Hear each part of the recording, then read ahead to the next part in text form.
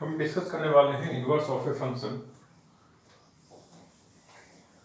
अगर मैंने कोई फंक्शन लिया f of x equals to 2x minus 4 या 2x प्लस 1, तो एक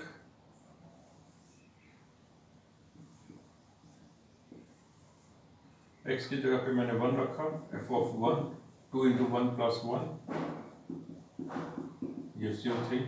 1 is connected to 3 because of this function. 2 रख दिया तो 2 इंटू 2 प्लस 1 दैट इज 5. 2 रखने पे 5 मिल रहा है। तो एक ऐसा फंक्शन चाहिए जिसमें 3 पुट करूं तो 1 मिल जाए, 5 पुट करूं तो 2 मिल जाए। That function will be called as inverse of this function f of x। तो ये इनवर्स कैसे निकालना है? आप f of x equals to 2x plus 1 ये लिखें, f ऑफ x की जगह पे y लिख दें 2x प्लस 1।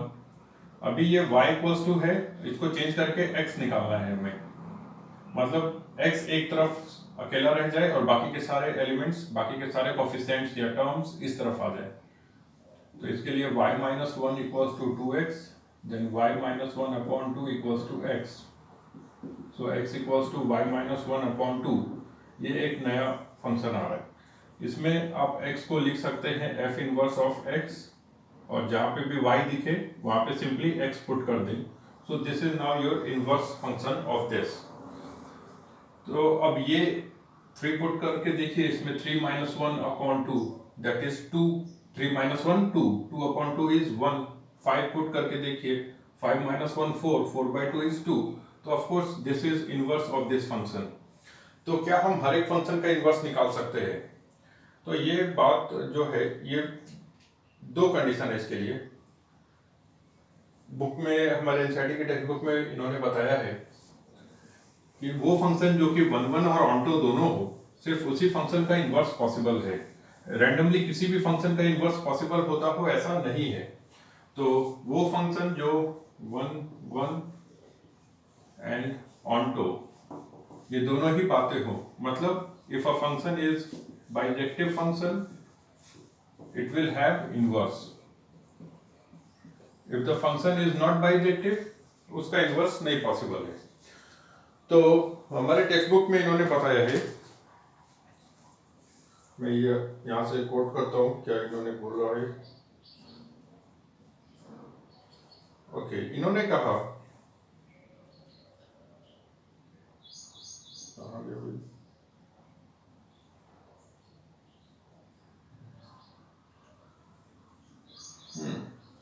इन्होंने कहा a function f from x। अब भी ये ऑनलाइन एनसीईआरटी की टेक्स्ट बुक तो डाउनलोड कर चुके हैं, देख सकते हैं उसमें।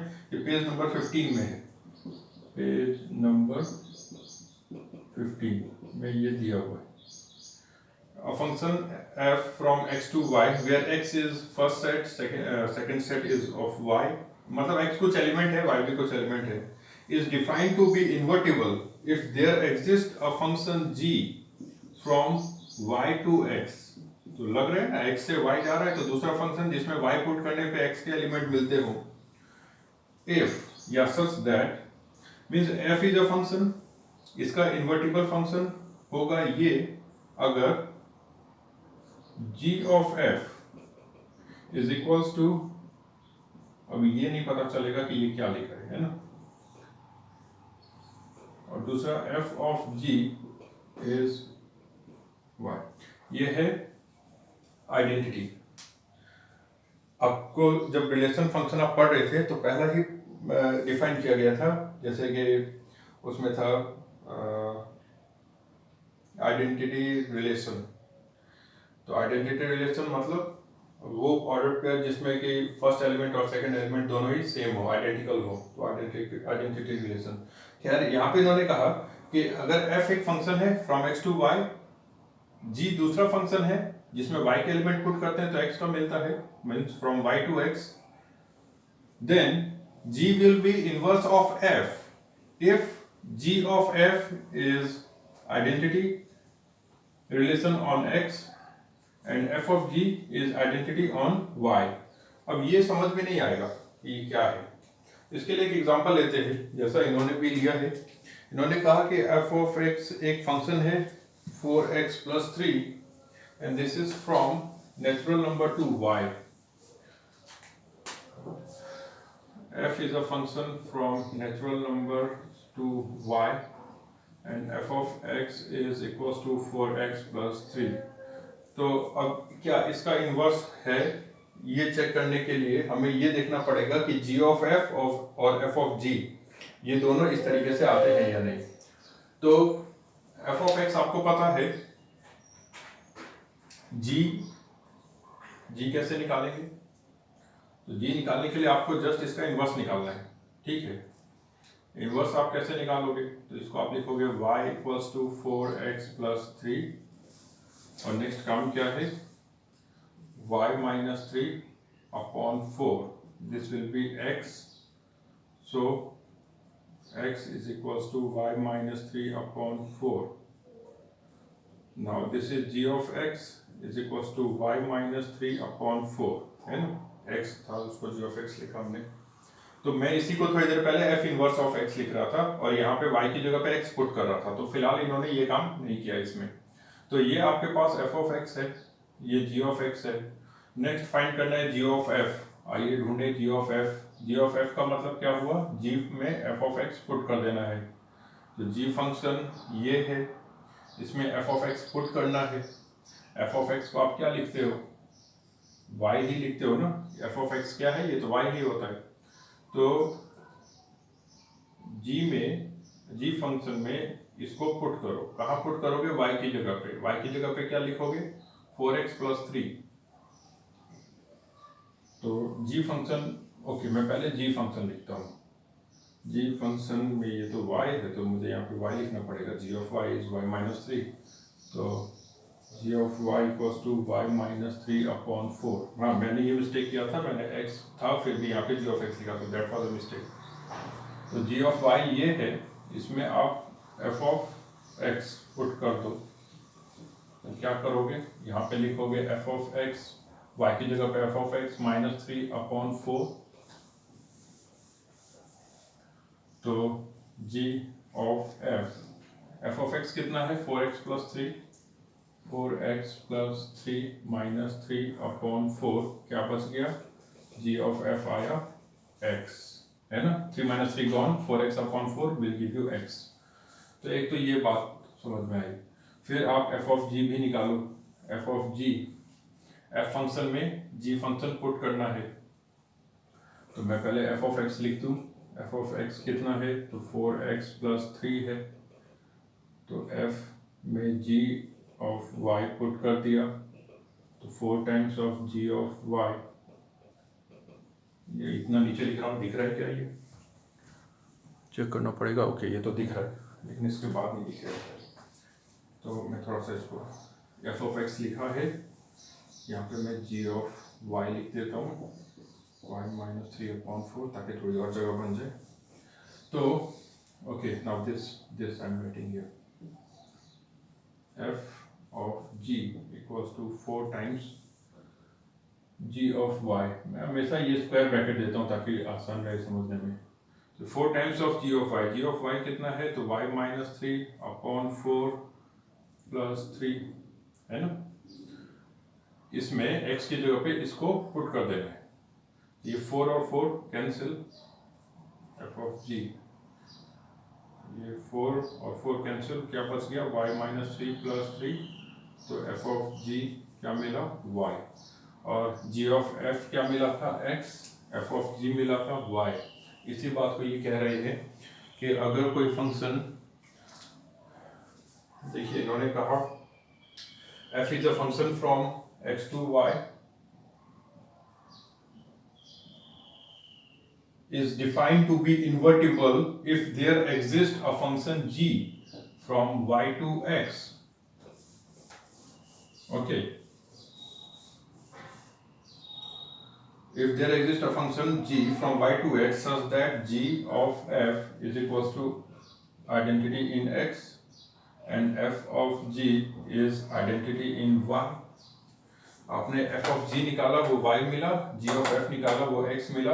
अगर ये हो, मतलब हमेशा ऐसा मिले, तो आप समझ जाएं कि ये फंक्शन ये जी एफ का इन्वर्टिबल फंक्शन है। तो एक तो ये तरीका है कि आपको अगर कोई भी फंक्शन दिया है तो उसका इन्वर्स फंक्शन निकालो, जैसा कि अभी हम देख रहे हैं कैसे निकालना है पहला एग्जांपल में जो देखा आपने। फिर इन्वर्स फंक्शन को एफ फंक्शन में पुट करो और फिर एफ फंक्शन को इन्वर्स फंक्शन में पुट करो और ये कंडीशन आए। ठीक है, याद रखो एफ ऑफ एक्स है, आई एक्स होना चाहिए। जी वाई के टर्म्स में आता है तो आई ऑफ वाई है ना। जब आप जी को पुट करते हो तो वाई आना चाहिए, एफ को पुट करते हो तो एक्स आना चाहिए। आपने एफ को पुट किया था जी फंक्शन में, एक्स आया, और जी को पुट किया एफ फंक्शन में, वाई आया। ऐसा कंडीशन हो तो ये इन्वर्टिबल है, g is inverse function of f, ऐसा आप समझ सकते हैं। तो लेकिन इससे भी हमें कुछ समझ में आता नहीं है कि ये हो क्या रहा है, तो इसके ऊपर भी एग्जाम्पल लेने पड़ेंगे। ठीक है, मैं आगे जाके इसके ऊपर में भी फिर से डिफाइन करूंगा, एग्जांपल लूंगा। अभी हम नेक्स्ट देखते हैं कि f एक फंक्शन है।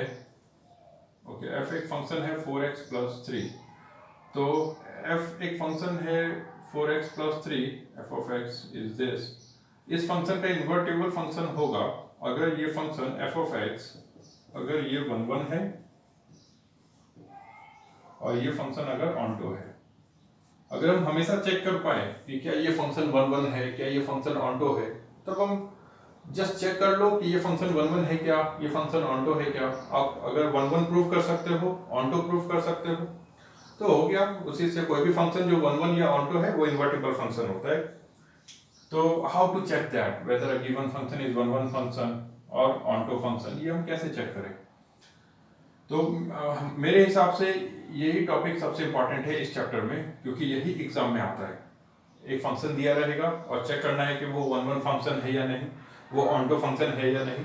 और ये जो हमने अभी डिस्कस किया कि f of g should be identity in y and g of f is identity in x, ये बहुत ही कम यूज होता है। ठीक है, ये बहुत ही कम यूज होता है। ये 19 सवाल में यूज करना है जहाँ पे बहुत तकलीफ हो रही है ऑनटो प्रूफ करने में या 1 1 प्रूफ करने में। तो बेसिकली आपको यही चीज समझनी है कि how to prove a function is 1 1 and how to prove a function is onto. इसलिए कई सालों के क्वेश्चन पेपर में हमेशा ये यही पूछ रहे हैं कि एक गिवन फंक्शन ऑनटो है या 1 1 है, ये आप कैसे प्रूव कर सकते हो। तो आइए हम देखते हैं एक फंक्शन 1 1 कब होता है। एक फंक्शन 1 1 तब होगा जब यहाँ के हर एक एलिमेंट के लिए यहाँ पे एक यूनिक एलिमेंट हो, है ना।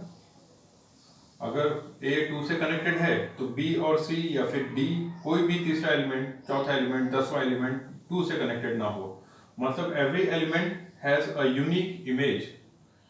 B का इमेज 2 नहीं हो सकता, C का भी नहीं हो सकता, D का भी 2 नहीं हो सकता। हर एक एलिमेंट का जो फर्स्ट सेट में है उसका इमेज यूनिक है, सिर्फ उसी का इमेज है और किसी और का इमेज नहीं है। मतलब one element of this set is connected to one unique element of this set, then the function is called a 1 1 function। तो अब f of x 1 1 फंक्शन है या नहीं, इसके लिए क्या करना चाहिए? तो इसमें एक बहुत इंपॉर्टेंट चीज लिखी रहती है कि f फंक्शन कहाँ से कहाँ है, मतलब किन दो सेट के बीच में है। हम मान लेते हैं इसमें कि ये दोनों नेचुरल नंबर के सेट के ऊपर में है ये फंक्शन। तो ये फंक्शन 1 1 है, ये ऑनटो है, ये कैसा फंक्शन है ये चेक करने के लिए हम ये कहेंगे late f of x1 and f of x2 they both belongs to this second set। ठीक है, ये दोनों सेकंड सेट को बिलोंग करते हैं। तो आप f of x1 और f of x2 क्या है? तो ये दोनों प्री इमेज हैं, आपको सेकंड सेट को बिलोंग करेंगे। ये दोनों प्री इमेज हैं, इन दोनों के इमेज डिस्टिंक्ट होने चाहिए, है ना। अगर ये दोनों अलग अलग हैं, मेरे कहने का मतलब है कि अगर f of x1 यहाँ पे एक एलिमेंट है, f of x2 भी एक एलिमेंट है, तो f of x1 और f of x2 अगर अलग अलग हैं तो f of x1 should have a distinct pre-image and f of x2 should also have a distinct pre-image, है ना। ये तो होना ही चाहिए। अगर ये दोनों अलग हैं तो इनके प्री इमेज भी अलग होने चाहिए, लेकिन अगर ये दोनों सेम हैं तो इनके इमेज भी सेम होने चाहिए, है ना। अदरवाइज क्या होगा, ये दोनों सेम है लेकिन फिर ऐसा कंडीशन हो गया ना, ये f of x2 भी इसका इमेज है, f of x2 इसका भी इमेज है। तो अगर f of x1 और f of x2 दोनों इक्वल हैं तो इनके प्री इमेज भी इक्वल होने चाहिए। अगर एफ ऑफ एक्स वन और एफ ऑफ एक्स टू अलग अलग है तो इनके प्री इमेज भी अलग अलग होने चाहिए। हम इसी को बेसिस मानते हुए ये प्रूफ करने जाएंगे। और ये थोड़ा सा डिफिकल्ट भी रहता है, कभी कभी नहीं समझ में आता है तो आप पूछे मुझसे, दोबारा से बताएं कि इसमें क्या प्रॉब्लम है।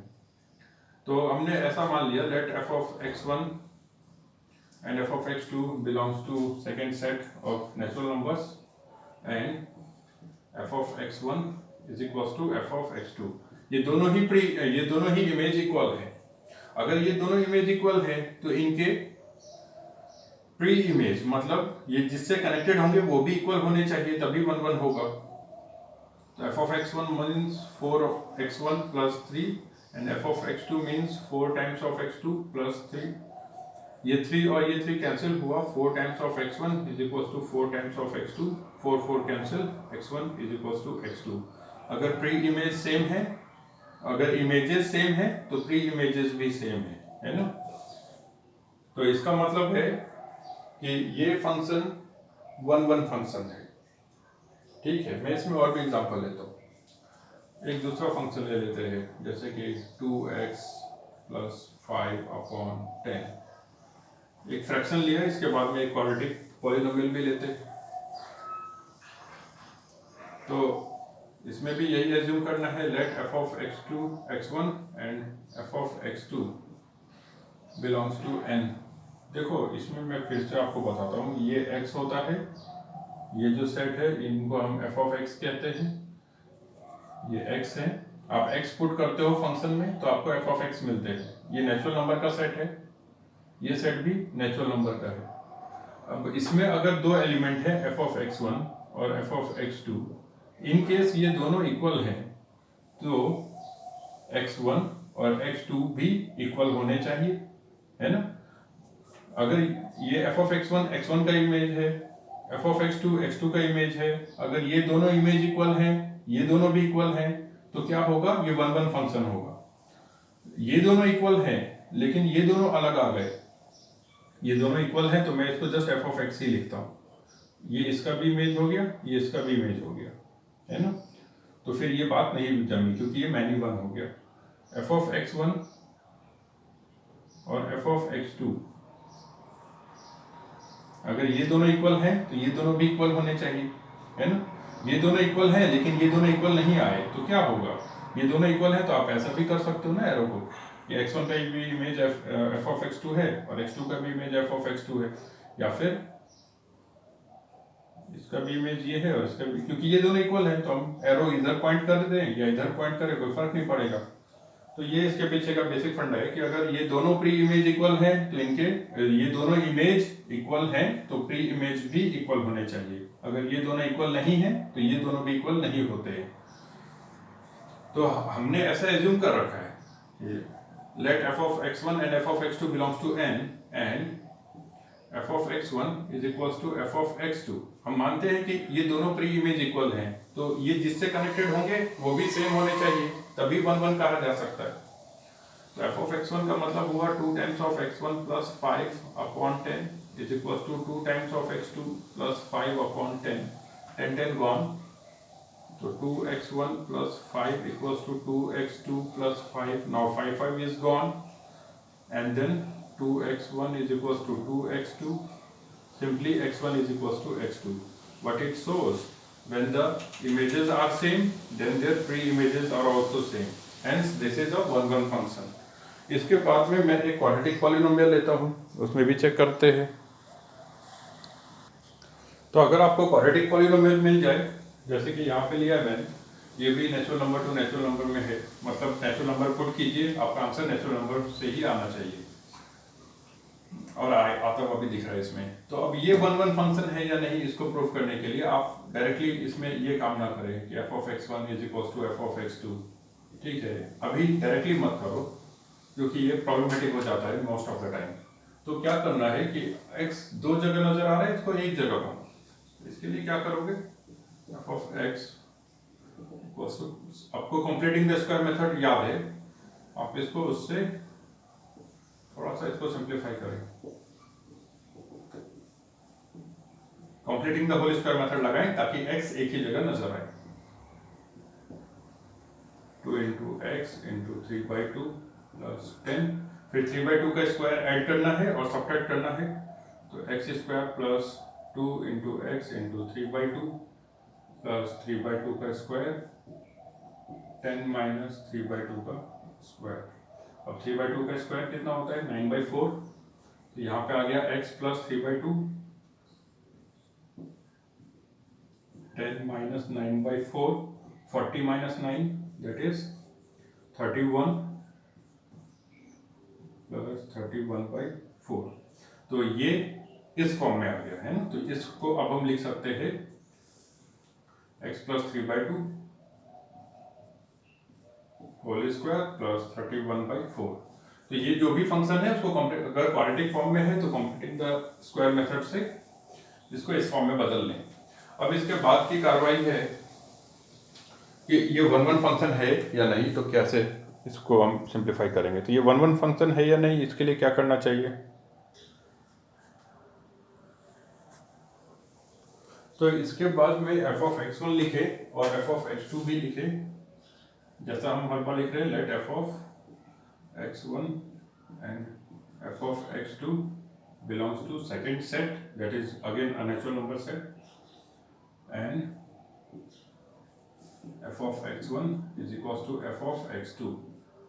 f of x1 क्या मिल जाएगा, तो इसमें x की जगह पे x1 plus 3/2 whole square plus 31/4 is x2 plus 3/2 whole square plus 31/4, 31/4 cancel, so x1 plus 3/2 whole square is equals to x2 plus 3/2 whole square।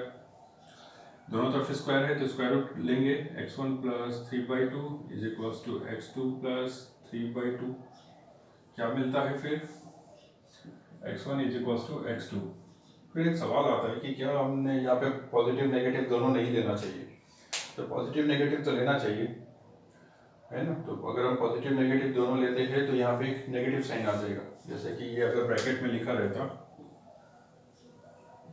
है ना प्लस माइनस, तो पॉजिटिव तो हमने ले लिया तो x1 is equals to x2 मिला, और नेगेटिव लेते हैं तो x1 is not equals to minus x2 ऐसा आ जाएगा, क्योंकि x1 एक तरफ आएगा दूसरी तरफ x2 आ जाएगा, माइनस x2 आ जाएगा, और साथ में माइनस 3/2 या कुछ और भी आने वाला है कांस्टेंट पार्ट।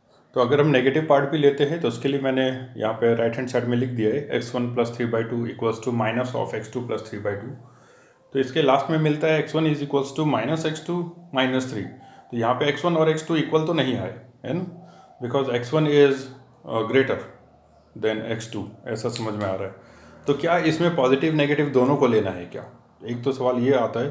तो इसकी प्रॉब्लम कहाँ से आ रही है, अगर हम यहाँ पे स्क्वायर देख रहे हैं तो है ना, दोनों तरफ स्क्वायर है, दोनों तरफ स्क्वायर रूट करेंगे तो ये दोनों ही आते हैं। तो क्या दोनों को लेना, आते तो दोनों ही, क्या दोनों को ही लेना चाहिए, तो दोनों को नहीं लेना चाहिए।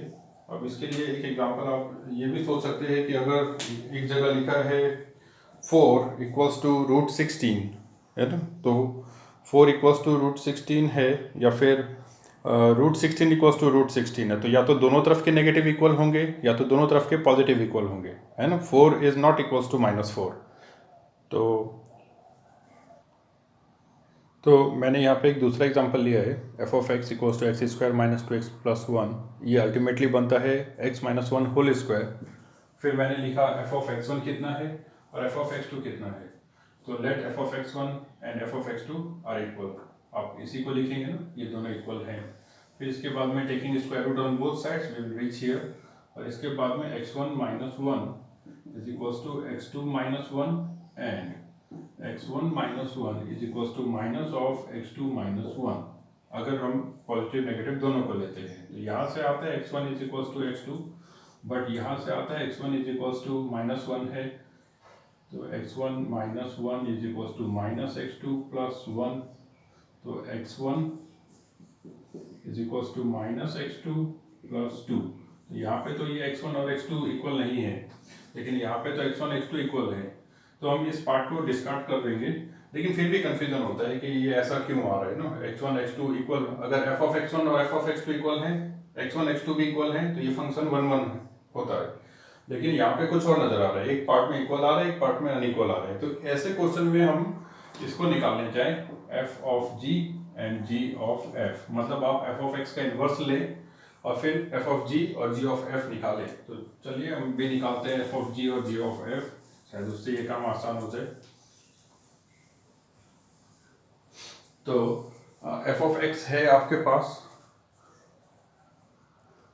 अब एफ ऑफ एक्स है तो क्या करना है, इसको y लिख देना है, y equals to x minus one whole square root y equals to x minus one.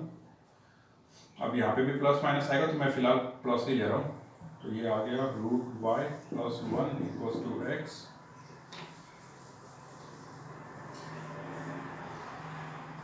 तो फिर x equals to under root of y plus one. Now this is, इसको हटा के आप g ऑफ y लिख दो because this is in terms of y. Now g is inverse of f if f of g is equals to y and g of f gives you x. तो f function लिखो, f of x is x minus one whole square और f में आप g of y put कर दो। तो आपने x की जगह g of y लिखा, तो यहाँ पे भी g of y लिखिए, g of y minus one whole square. इसको आप लिख सकते हैं f of g, g of y क्या है, root y plus one, root y plus one minus one whole square. क्या मिला, क्या मिल गया, f of g is equal to y, है ना, plus one minus gone root y का स्क्वायर वाई। तो एफ ऑफ जी क्या आ गया, वाई आ गया, वही आना चाहिए था। और वैसे ही जी ऑफ एफ क्या आना चाहिए, एक्स आना चाहिए। तो अभी आप जी फंक्शन लिखिए, g of y equals to root y plus one, फिर g में f of x पुट करना है, तो f of x y की जगह पे f of x plus one और f of x कितना है, तो x minus one whole square. इसको आपने लिखा g of f of x की जगह लिखा x minus one whole square plus one, तो g of f equals to x minus one plus one, g of f equals to x। Okay, तो जहाँ पे क्वाड्रेटिक हो वहाँ पे आप ये काम कर सकते हो, ठीक है।